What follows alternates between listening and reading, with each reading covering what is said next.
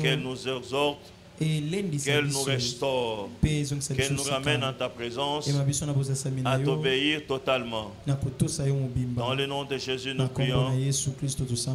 Amen. On peut s'asseoir.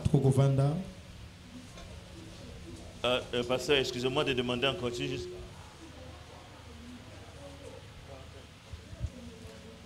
Que le Seigneur nous bénisse. C'est toujours une bénédiction de revenir dans notre maison. C'est vrai que je viens souvent dans un espace espacé. Ça fait 2 ans que je ne suis pas venu ici. Il y a beaucoup de chances que beaucoup ne me connaissent pas si vous n'étiez pas au culte quand j'étais venu. Mais laissez-moi vous rassurer. Je suis aussi enfant de la maison. Et c'est mon papa. Alléluia. Et même au loin, nous avons l'habitude de suivre les cultes en ligne. Et parfois nous sommes mieux informés. Et occasionnellement on fait des plaintes. Occasionnellement on fait des plaintes lorsque on met les vidéos qui sont coupées. Que Dieu vous bénisse. Recevez aussi les salutations de l'église que je fréquente aux États-Unis. C'est aussi l'église Pierre Vivante, mais en anglais, Livingstone Church. Amen. Dieu a ses façons de faire les choses. Et ces derniers temps, j'ai une expression qui m'a gardé. Les voies de Dieu sont parfaites. Les voies de Dieu sont insondables. Elles sont parfaites. Même quand on ne les comprend pas, elles sont parfaites. Même quand elles nous font mal, elles sont parfaites. Parce qu'à la fin, il fait toutes choses bonnes pour nous. Aujourd'hui, notre thème c'est quand Dieu se répand. Dans 1 Samuel 15, 29, Samuel le dit, celui qui est la gloire d'Israël, il ne ment pas, et 2, il ne se répand pas. Autrement, ce qu'il a dit, il le réalise toujours. Autrement, non. Quand il a décidé, c'est ce qu'il a décidé. Quand il a promis, il n'est pas un homme pour venir changer son avis. En tant qu'être humain, il peut nous arriver de promettre quelque chose. Mais certaines circonstances arrivent qu'on n'est pas en mesure de l'accomplir. Je peux donner rendez-vous pour venir te voir ou bien pour te recevoir. Mais une certaine urgence se présente et c'est fait que je ne peux pas honorer ma parole. On s'excuse. On se répand. Malheureusement, l'habitude de nous Congolais, parfois, c'est bidon. Tu as donné rendez-vous, tu ne viens pas, tu ne t'excuses pas, tu n'appelles pas, tu attends la prochaine fois quand vous allez vous voir. Et puis tu dis, mon cher, je voulais te dire en personne. Alléluia. C'est une mauvaise nature. Alléluia. Amen. Et surtout, les gens qui sont plus dessus, c'est lorsqu'on t'a promis l'argent. À qui j'ai vu comment le transport est compliqué, comme il y a des embouteillages. On peut donner des explications. Je suis venu en retard. Embouteillage, c'est ça qui m'a cassé. Qu'il te bandit, disait peut-être au côté douche 9h50, mais on le vient embouteillage. Mais prenons un exemple. Il suffit que je promette l'argent à quelqu'un. Tu lui dis, viens à 11h en ville. Je suis sûr que tu t'arrangeras pour te retrouver au-delà des espaces possibles d'embouteillage et être dans les parages. Et avant même 10h, tu m'auras déjà appelé. Allô, docteur. Bon, transport, avant comme ça. Alléluia. Amen. Quand c'est dans notre intérêt, nous sommes en mesure de tout arranger pour nous présenter même avant l'instant, parce que je dois recevoir. Oh mon Dieu, si cet homme te dit, Limbisanga, madame est tombée malade, ma fille est fait ceci, oh, l'argent que j'avais promis, je voulais t'appeler, mais j'ai tenté jusqu'à la dernière minute. Je suis sûr que je vais scouter. Nabomi ba programme nangai. Tu sais quel sacrifice j'ai fait pour venir à temps. Mais il fallait pas ne pas promettre. Ça c'est la nature humaine, n'est-ce pas? Mais si nous retournons, ça c'est que nous promettons à Dieu. Combien nous le réalisons? Combien nous les accomplissons? Aujourd'hui, Dieu se répand. Ça peut être comment dire, controverse. Ça... Non, controverse, ça va un peu à l'opposé de ce qui est censé être. Paradoxal. Ok, paradoxal peut-être c'est mieux, ok? Parce que la Bible dit, Dieu ne se répand pas. Même quand Pilate a écrit roi de Juda, on lui a dit non, non, non, non, non, non, non, non. Il faut écrire, il s'appelle le roi de Juda. Vous savez ce que Juda a dit? Ce que Pilate a dit, ce qui est écrit est écrit. Notre frère a même chanté. Et si Ekomami. Ce que Dieu a déjà déclaré pour ma vie est censé s'accomplir.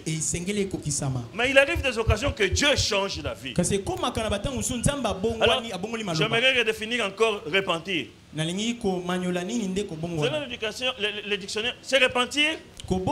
C'est une attitude de chagrin, de regret, d'amertume, d'avoir commis quelque chose de mauvais.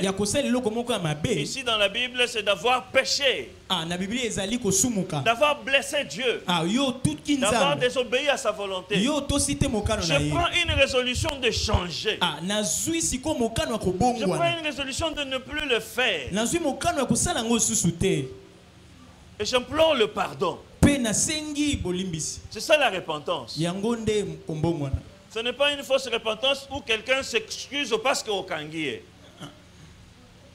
Donc si on ne m'avait pas attrapé, certainement je n'allais pas demander pardon. C'est comme les Nazans d'Okangi Mouibi. Excusez vraiment, excusez. Il n'y a aucun regret, il n'y a aucun chagrin. Et quand il s'excuse, c'est pourquoi?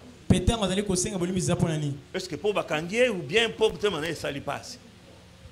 Alors allons-y souvent même dans notre vie, quand tu te répands toi-même, est-ce que c'est parce que tu es vraiment conscient que tu as mal fait, que tu es loin de la présence de Dieu et que tu veux changer, ou bien tout seulement parce que tu as été mis à découvert?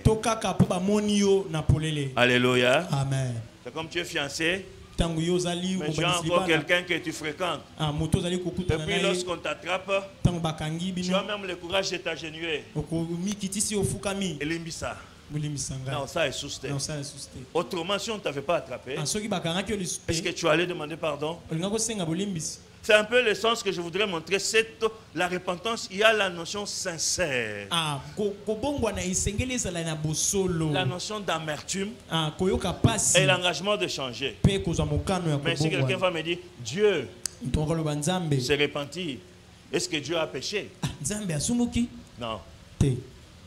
Ici, Dieu a le regret d'avoir fait un choix sur quelqu'un, sur une personne, et que cette personne n'est pas trouvée digne de bénéficier de cette promesse et de cette élévation de Dieu.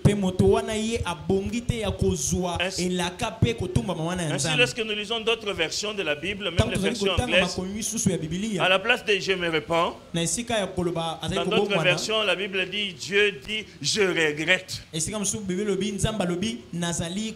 Dans la version Le Semeur que j'ai lu ici, la Bible dit Dieu dit j'ai décidé d'annuler ce que j'avais décidé d'établir Saül comme roi. Ici, quand Dieu se répand, j'aimerais recadrer dans le sens que Dieu change d'avis. Dieu change de plan. Dieu change ta décision par rapport à quelqu'un. Lorsque nous lisons la Bible, la plupart des occasions où Dieu change d'avis, c'est souvent pour le bien de son peuple. En fait, c'est souvent l'histoire qu'Israël pécha contre Dieu. La nation pécha contre Dieu. Dieu décide de détruire la nation. Mais avant la destruction, Dieu envoie toujours son serviteur. J'aimerais changer. Dieu envoie toujours sa parole. Le cas de Ninive avec Jonas dans le livre de Jonas. Les gens de Ninive étaient des pécheurs. Ils se sont éloignés de Dieu. Alors Dieu envoie Jonas pour leur dire que vous avez péché. Votre mal est si grand que Dieu a décidé de vous détruire. Mais Jonas est même parti attendre de voir comment le feu descend pour consumer. Oh, bien, mais la Bible nous dit Dieu, hein, il est riche en bonté et lent en colère. Et quand je lis ce verset, j'aime bien comprendre. On n'a pas dit que Dieu ne se fâche pas. On n'a pas dit que Dieu est pauvre en colère. Il est lent en colère. Il retient sa colère. Il fait de son mieux pour que son enfant ait la chance de vivre. C'est comme ça que lorsque le peuple de Ninive s'est repenti sincèrement, Dieu a dit à Jonas, arrête, je ne vais pas punir ce peuple. Je me répands de détruire le peuple. Lorsqu'Israël marchait dans le désert, à plusieurs reprises, Israël s'est éloigné de Dieu. Dans Exode 32, nous allons lire à un certain moment, c'est sur le veau d'or.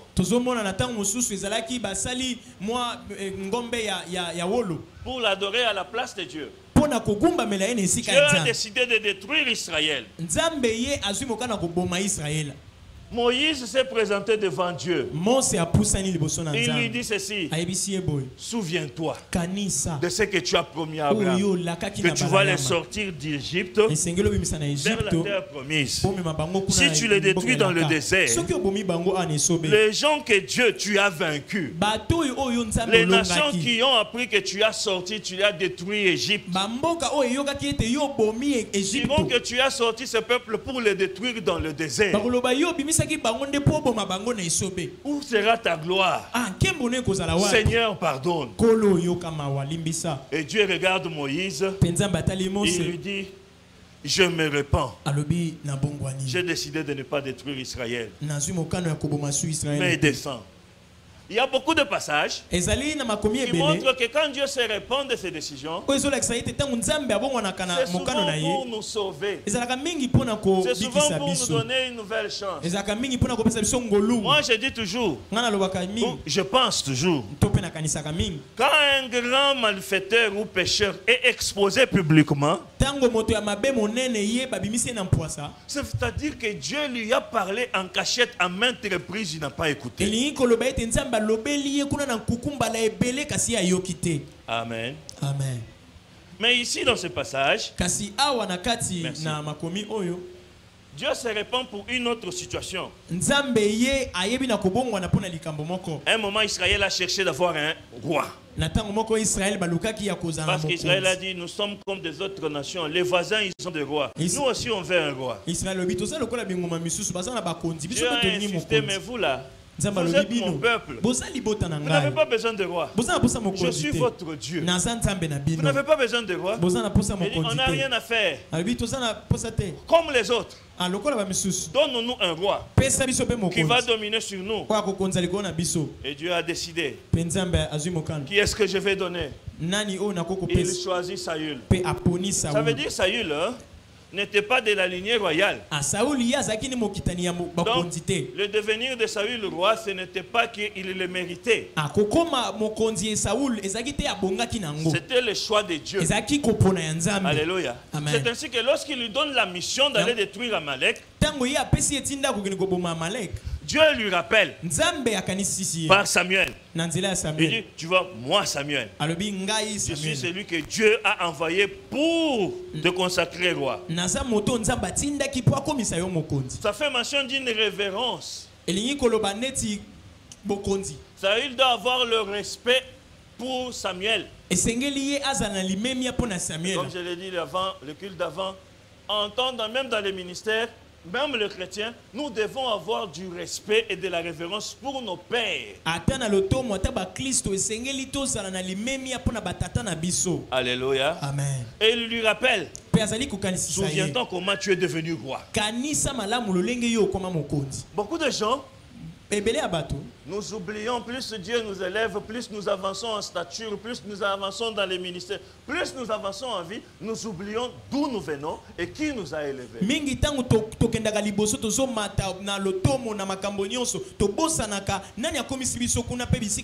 Et parfois pire, on coupe les liens. Mais lorsque cet homme va, Dieu lui a dit, détruis tout, vous à l'interdit, c'est-à-dire consume tout, sans rien épargner. Et la décision était claire, toutes les bêtes, tous les hommes, tous les enfants, les brebis, tue tout.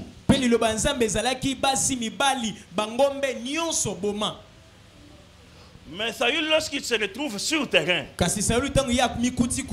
pendant qu'il extermine, il va de belles bêtes. Il va des moutons de bonne qualité. Il se dit comment on peut détruire ça. Il le met à côté. Mais on avait dit de détruire.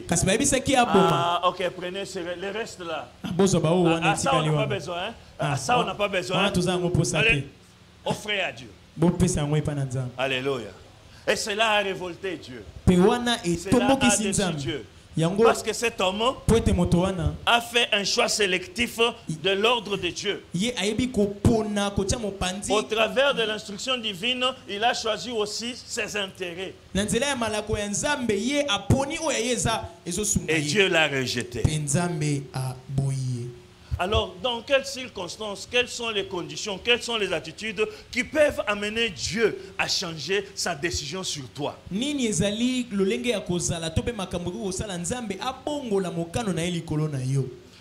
premier élément, je viens de lui donner avec Saül. La désobéissance. Nous avons tous des parents ou nous avons des enfants. Un enfant, quand papa l'envoie, va toujours, sans poser question. Et un enfant qui fait le casse-tête à papa, quand papa envoie, il refuse toujours. Où est-ce que papa ou maman va manifester l'affection? Il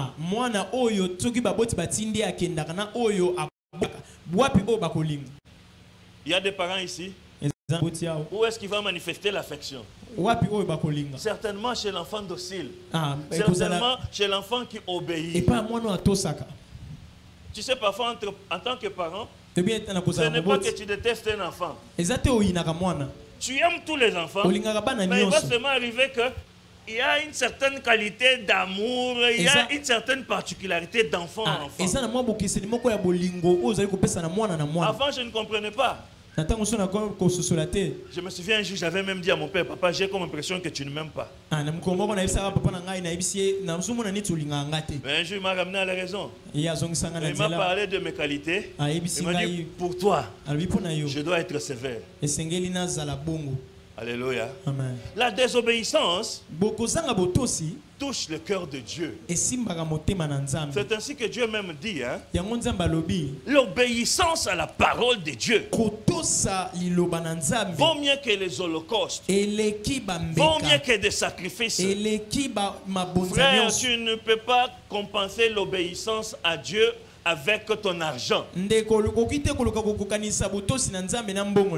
Alléluia. Amen. L'obéissance à Dieu est plus importante que ce que tu peux offrir de matériel ou d'attention. Frère, tu ne viens pas à l'église et tu commences à envoyer la dîme en ligne parce que tu n'as pas le temps. C'est déjà une désobéissance. Même si tu donnes 10 000, est-ce que tu es dans la présence de Dieu? Amen. Amen. Parlant de la désobéissance aussi, c'est en fait un péché. Quand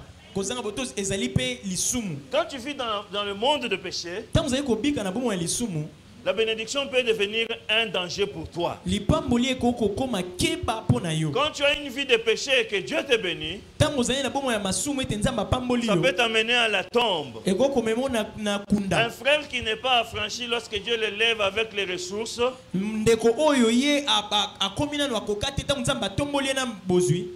il va entrer dans la vie de promiscuité et de vagabondage. Et ces gens de personnes vont oublier qui les a élevés. Amen. Amen. Rentrons vers le Seigneur. Il n'y a pas de compensation du péché avec le Seigneur. Il n'y a que Jésus qui peut nous sanctifier. Il n'y a que Jésus qui peut nous rendre dignes d'être dans la présence de Dieu. Et nous devons vivre dans une vie de repentance et d'obéissance à la parole de Dieu. Un autre élément que je voudrais ajouter, et qui est une source de problèmes dans la vie des chrétiens, c'est l'impatience. Beaucoup de gens ont raté leur bénédiction à cause de l'impatience. Beaucoup de gens sont entrés dans des faux, dans des mauvais mariages à cause des manques de patience. Beaucoup de gens sont passés à cause de leur destinée, à cause de l'impatience. Alléluia. Amen. Nous sommes dans Exode 32. Nous allons lire du premier verset au 14e. Mais je ne sais pas les lire parce que j'ai 15 minutes. Combien? 20, oui. Nous n'avons pas lire, je vais juste aller avec quelques éléments. C'est l'histoire du veau d'or.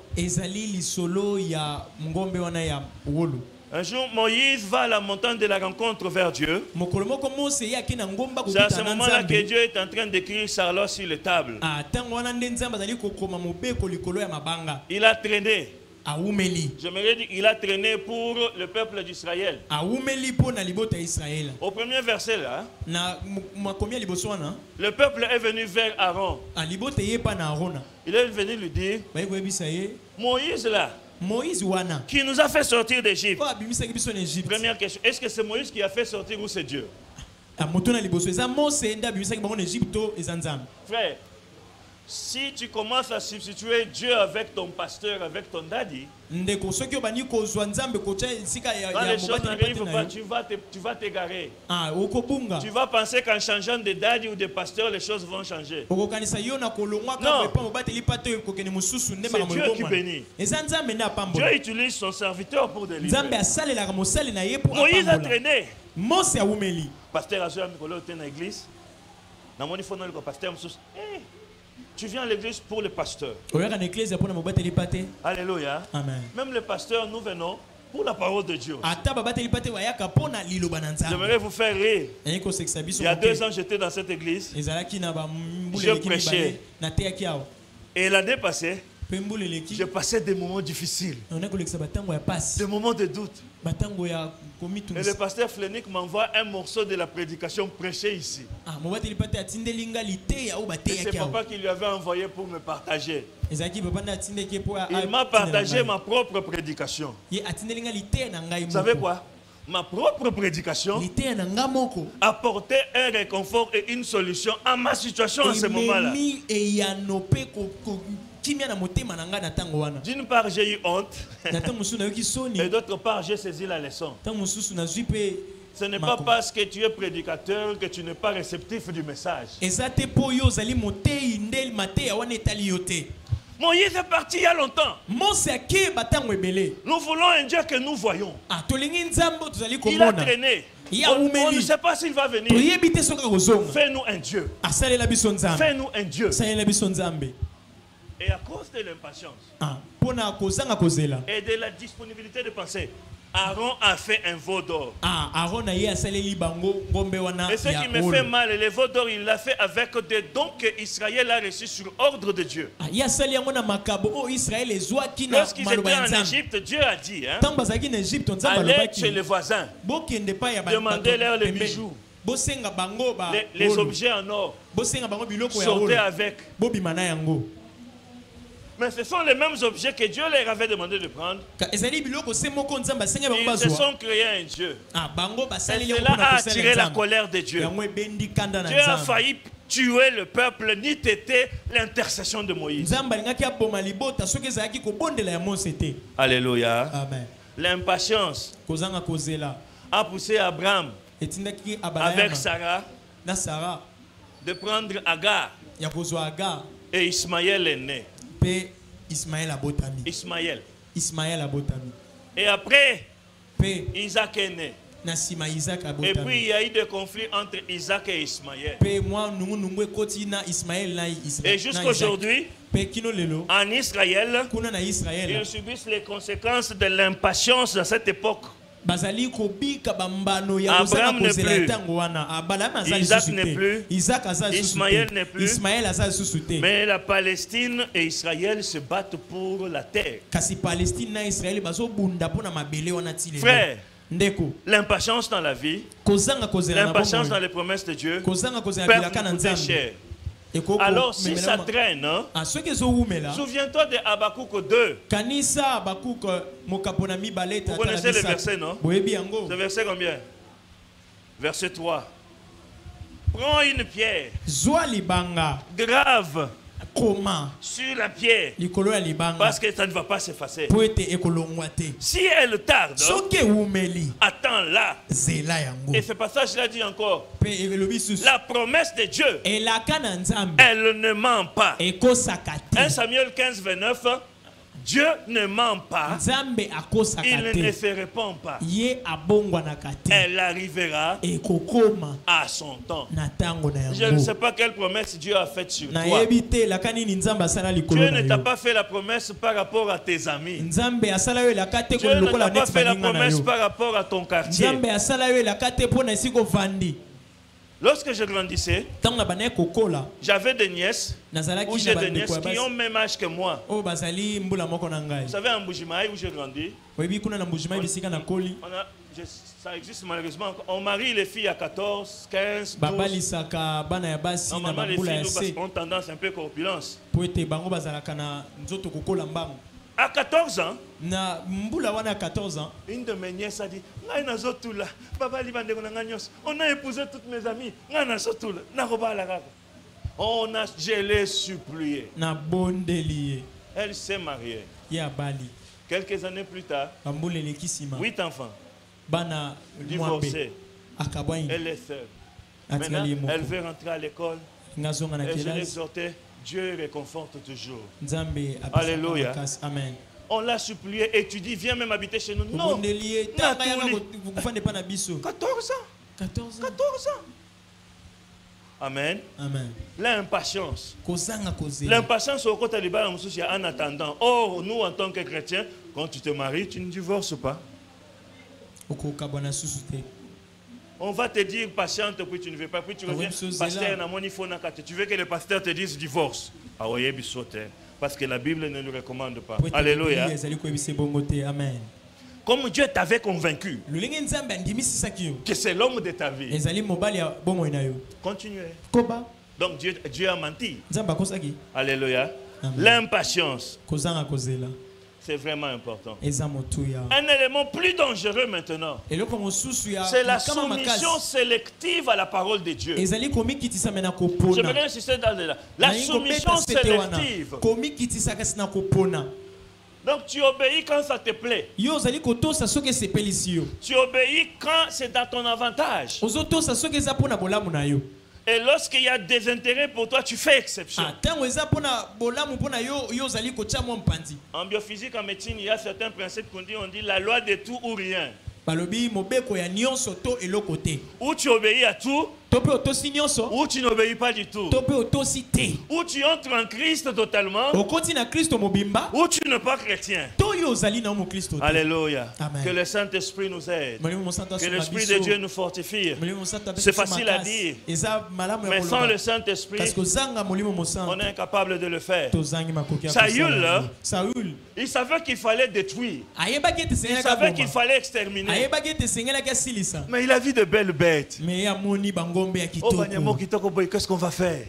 On va aussi mettre au feu voile interdit comme ça. Il y a de jolies bêtes ici. Si on voit ça à un bon prix. Quand je lisais Saül, je me suis rappelé de quelqu'un du temps de Jésus. Une femme est venue mettre le parfum. Et Jésus a même dit, jusqu'aux extrémités, partout où on annonce l'évangile, on va parler de cette femme. Mais il y avait quelqu'un qui a regardé. Ce parfum, ça pouvait coûter 300 deniers. On pouvait aider les orphelins. Quel gaspillage. Quel gaspillage. Alléluia. Amen. Ce parfum. Je me demande, ils ont eu quand même d'argent avant. Combien d'orphelins il avait aidé? Alléluia. Amen. Bien-aimé, soit tu te soumets totalement à Dieu, soit tu n'es pas soumis. Parce que lorsque tu fais un parti, tu attires la colère de Dieu. Amen. Je vais vous donner un exemple comment ça énerve. Imagine tu es papa. Je te pose 5 questions à mon enfant ou par message. Et tu choisis de me répondre à 2. Et les 3 là tu ignores, tu ne fais même pas mention. Ne disons même pas papa, mettons toi, moi et toi. Tu poses des questions à quelqu'un qui est un peu inférieur à toi, qui est soumis à toi, qui est ton subalterne. Il décide ce qu'il doit te répondre et ce qu'il doit ignorer. Dis-moi, quelle est ton attitude? Si tu as le pouvoir de le virer du boulot, tu fais quoi? Alléluia. Amen. Donne-moi une réponse correcte. Qui va virer cette personne? Qui va dire peut-être que c'est par erreur. Et surtout, c'est première question, il répond à la première question et la 5e. Il le saute 2, 3. Qui va dire peut-être qu'il a commis une erreur. Mais pourtant, c'est ce que nous faisons avec Dieu. Seigneur, tu me dis de t'obéir. J'ai donné ma vie. Je donne le Nicolas, j'ai beaucoup de problèmes. Si tu es en poto, Babil, ba facture les Québécois, les Zambes comprendre dans 600 Babil. Le mois prochain, je vais payer double. N'a pas foutu ni on a dit, monsieur qui a si allié. Et dans les timbons à Libala, ceux qui sali commerce, ils ont raté. C'est la même chose que Ibn Zambé dit, mais ça passe aux zones. Je ne sais pas si vous me suivez. Amen. Je suis chrétien, j'ai cru en Dieu, mais je suis quand même encore dans la musique dans le monde. Je suis chrétien, je parle même en langue, je suis même fiancé. J'ai reçu beaucoup de blessures dans la vie. Je ne fais plus confiance aux filles. Si elle fait des dégâts, de toutes les façons, j'ai une autre sœur en attendant. Alléluia. Amen. Tu n'es pas chrétien. Alléluia. Amen. Je travaille pour Dieu. Je suis chrétien. Tout le monde vole. C'est le Congo. De toutes les façons, je vais donner ma dîme. Dieu va sanctifier. Alléluia. Amen. Attention. Mais la Bible nous parle d'une personne. Nous parlons d'Abraham. La soumission complète. Dieu vient un jour. Je pense que dans Genèse 22, verset 1 à 3, Dieu vient un jour, il parle à Abraham. Vous connaissez l'histoire d'Abraham? Il était sans enfant. Il était impatient, il a eu Ishmaël. Dieu lui a dit, ce n'est pas Ishmaël. Ton enfant c'est par Sarah. Finalement, Dieu lui donne Isaac. Il dit, tu seras père des nations.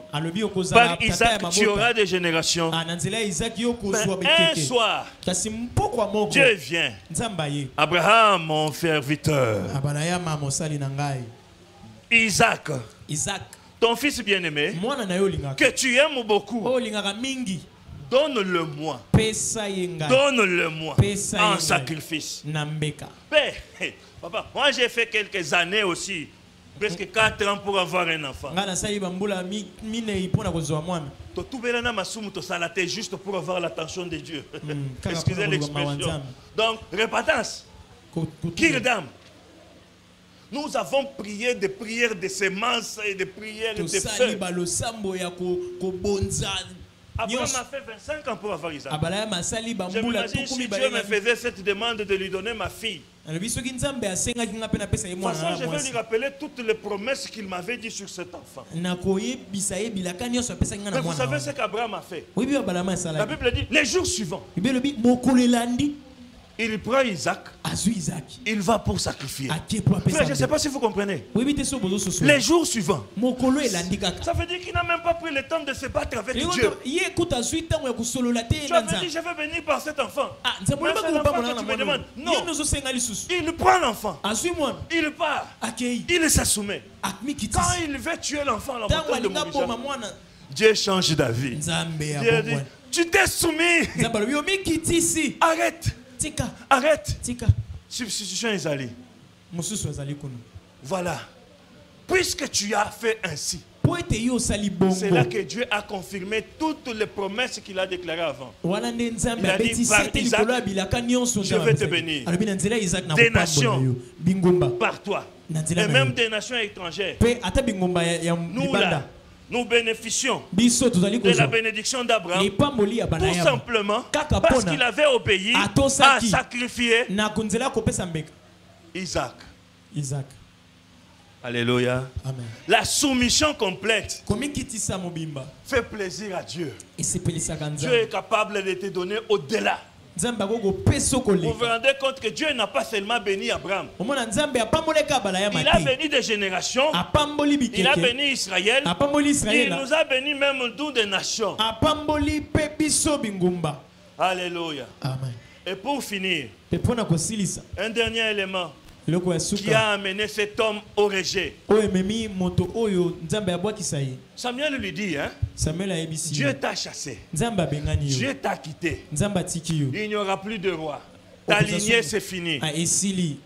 Pendant que Samuel veut rentrer, il attrape Samuel par les habits.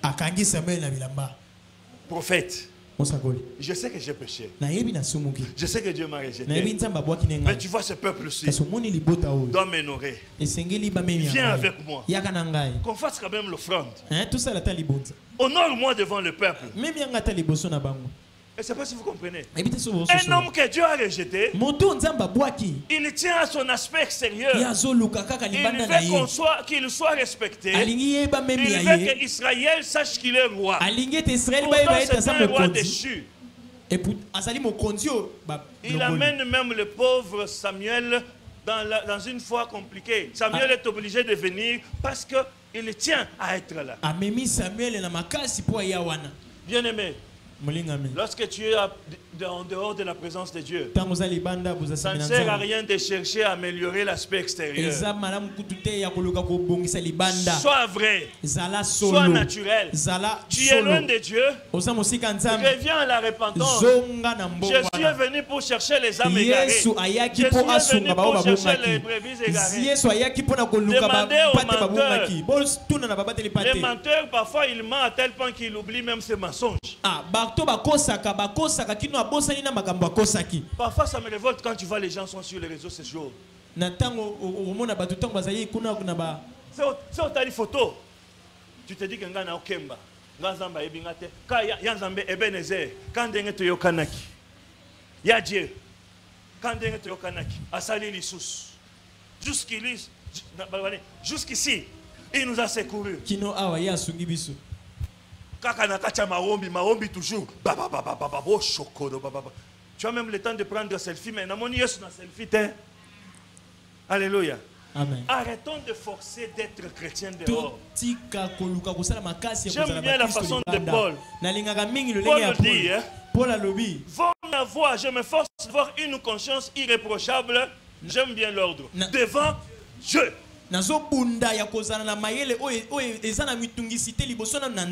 Et devant les hommes.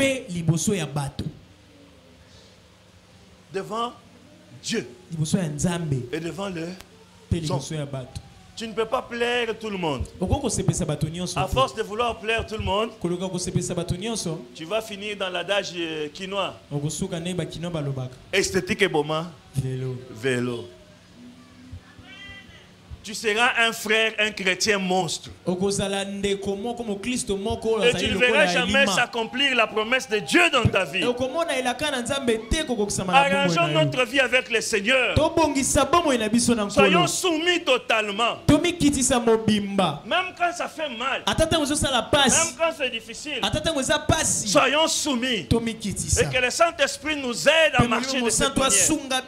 De cette façon, Dieu va accomplir la promesse dans Josué 21:45. J'aime bien, Josué dit ceci. De toutes les promesses que Dieu a dit sur Israël, il n'y a aucune d'elles qui soit restée inaccomplie. Donc, Bilakanion soit pesa Israël dans le désert. Toutes les promesses qu'il a dit sur Abraham pour Israël, Dieu a tout accompli. Je ne sais pas si vous voyez les nuances là, il a mis de toutes les bonnes promesses. Ça veut dire toutes les bonnes choses que Dieu promet, il tient à les accomplir. Ne poussez pas Dieu à changer d'avis par notre façon de vivre. Et même s'il y a déjà de mauvaises paroles, promesses qui sont déjà venues parce que nous nous sommes égarés de Dieu, lorsque nous nous repentons, lorsque nous faisons appel à Christ, Dieu peut aussi changer d'avis pour nous ramener dans sa présence. J'ai débordé, je dois arrêter là. Que le Seigneur nous bénisse.